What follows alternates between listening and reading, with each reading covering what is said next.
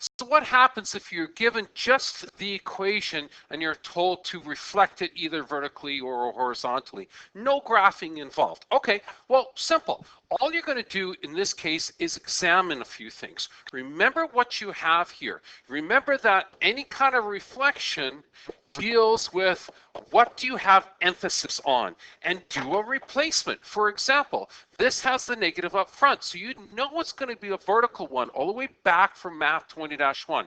So that means this is the same as writing this, which I'm going to tell you right now, just replace the y with negative y. So this becomes negative y equals the absolute value of x minus 2 plus 3.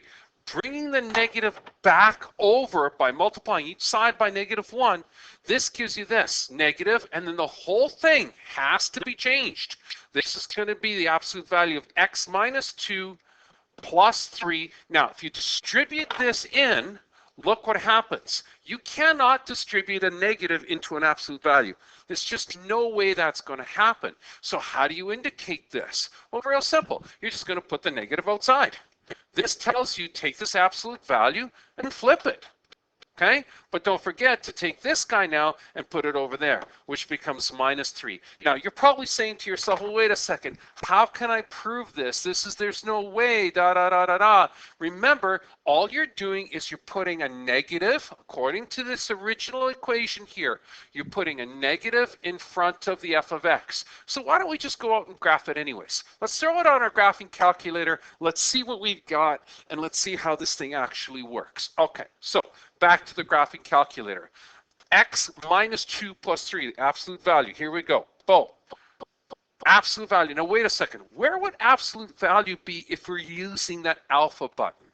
Otherwise, we'd have to go over and we'd have to go to math. We'd have to go over to mouse over like we did in the past. Math, we'd over to num. There's absolute value. Isn't there a way of doing this where it's right there, right in front of us? Well, sure. Let's try the alphas. Alpha there. Oh, look at that. Absolute value is the first one that pops up. Ta-da, hit enter, absolute value. Now, remember what we had. We had an x minus 2, okay, plus 3. Okay, x minus 2, right, outside, plus 3. Let's graph it. Boom. So that's what it's going to look like. If we're going to flip this vertically, it should come down somewhere around here. Look, this is a point, looks like it's 2, 3. Looks like a vertex. So think about it. It's going to come down here to be flipped. It should be 2, -3. So somewhere down here should be our vertex.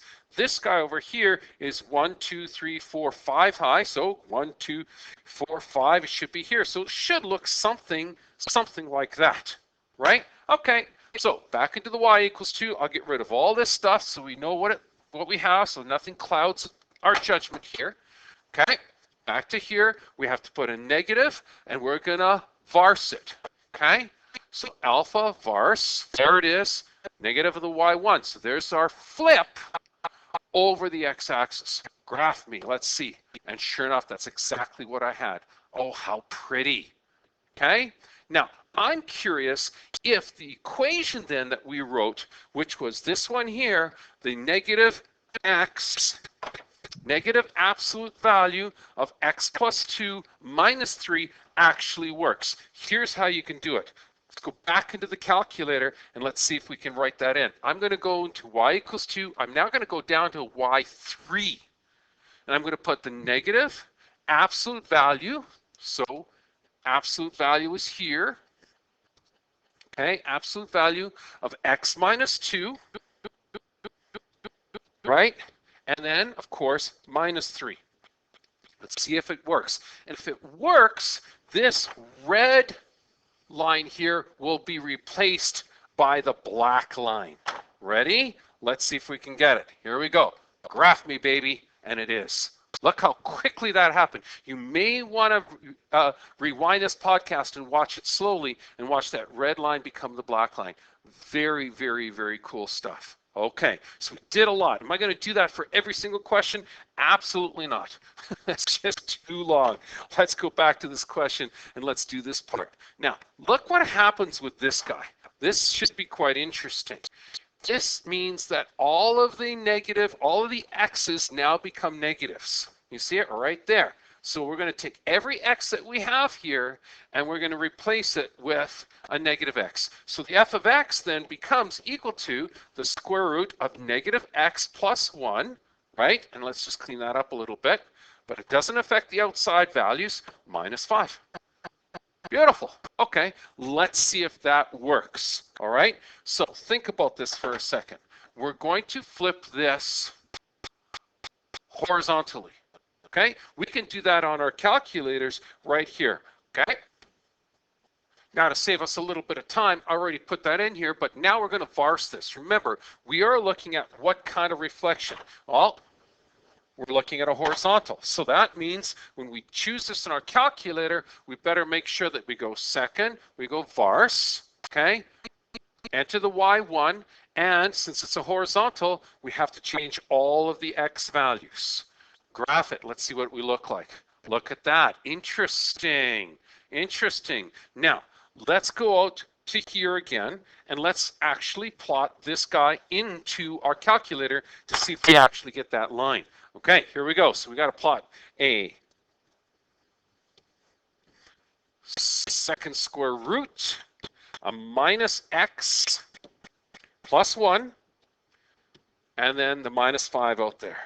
Let's see. The black line again should replace the entire red line. Here we go. Graph. And it did. So we know we did this right. So let's go to the last one and let's just save some time here. Okay, this one. Okay, do the proper mapping. This becomes minus y equals to f of minus x. Let's start replacing things. That means this, which was originally a y, is now a minus y equals the square root of 9 minus a minus x all squared. Look what happens. This becomes y equals 2. Bring the negative back over. This is 9 minus, what's the square of minus x? Well, just plain old x squared. There it goes. Okay, so that's what that one looks like. If you want to graph that one, go right ahead and graph it. I'll do it real quick here. I'm just going to pause the podcast. I'll throw in everything into the calculator so you can see it. All right, so I've got it all set up in my calculator here. There's, of course, the horizontal one. There, of course, the vertical one. Let's see what this looks like, okay? And then what I'm going to do here in Y4 is I'm going to put them both together. So I'm going to put negative second varse Y1, okay?